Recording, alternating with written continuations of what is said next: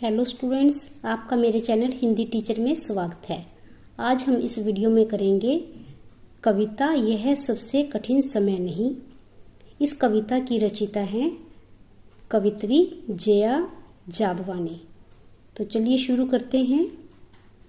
नहीं, यह सबसे कठिन समय नहीं, अभी भी दबा है चिड़िया की चोंच में तिनका, और वह उड़ने की तैयारी में है, अभी भी झड़ती हुई पत्ती।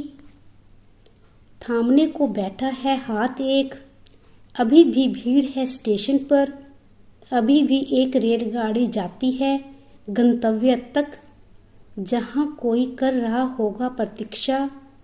अभी भी कहता है कोई किसी को, जल्दी आ जाओ कि अब सूरज डूबने को का वक्त हो गया। अभी कहा जाता है उस कथा का आखिरी हिस्सा, जो बूढ़ी नानी सुना रही सदियों से दुनिया के तमाम बच्चों को।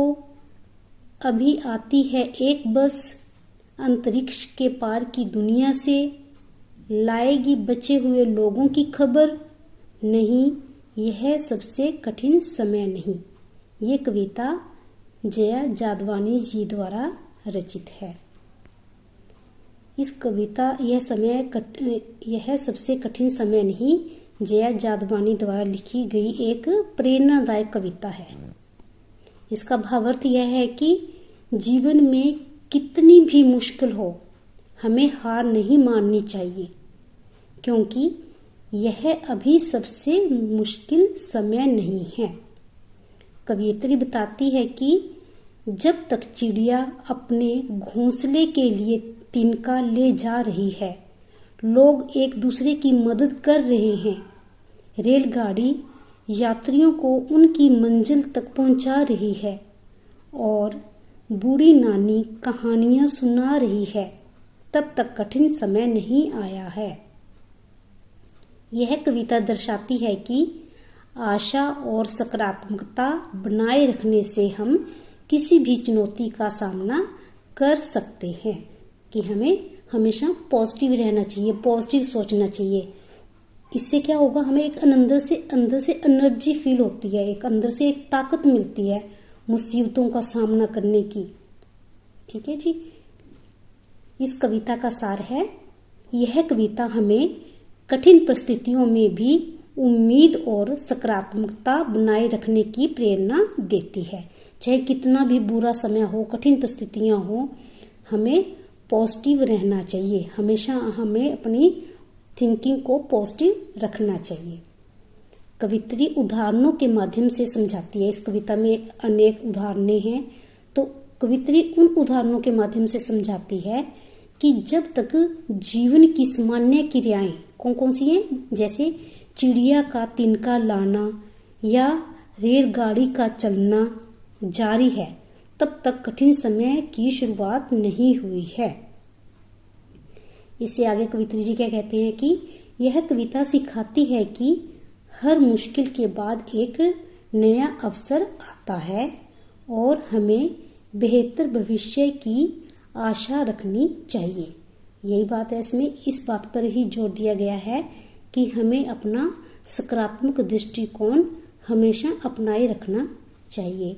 इस कविता का भावार्थ है, कवित्री उन साधारण घटनाओं का उल्लेख करती है। इस कविता में कवित्री ने ऐसी अनेक घटनाओं का उल्लेख किया है, जैसे जो जीवन में निरंतर चलती रहती है, जैसे चिड़िया का तिनके से घोंसला बनाना या पेड़ से गिरती पत्तियों को थामने के लिए हाथ का आगे आना। अगला पॉइंट है, वे बताती हैं कि आज भी किसी के गंतव्य की प्रतीक्षा में रेलगाड़ी आती है, और बूढ़ी नानी की सुनाई कहानियां आज भी कोई सुनाता है। उससे अगला पॉइंट है, इन सभी घटनाओं से पता चलता है कि जब तक ये सरल और स्वाभाविक प्रक्रियाएं चलती रहेंगी, तब तक संसार का सबसे कठिन समय नहीं आया है। आगे है, कवित्री अंत में यही संदेश देती है कि हमें जीवन में आशा बनाए रखनी चाहिए, क्योंकि अभी भी उम्मीद की किरण बाकी है और हर कठिनाई के बाद एक नया अवसर आता है। यहीं पर एक कविता का सार और भावार्थ इसका समाप्त होता है। अगर बच्चों आप इस कविता के सार और भावार्थ को अच्छी तरह पढ़ लेते हो, उसको अच्छी तरह याद कर लेते हो, तो जो इस कविता की पंक्तियां हैं उनका अनुवाद करना आपको अपने आप ही आ जाएगा।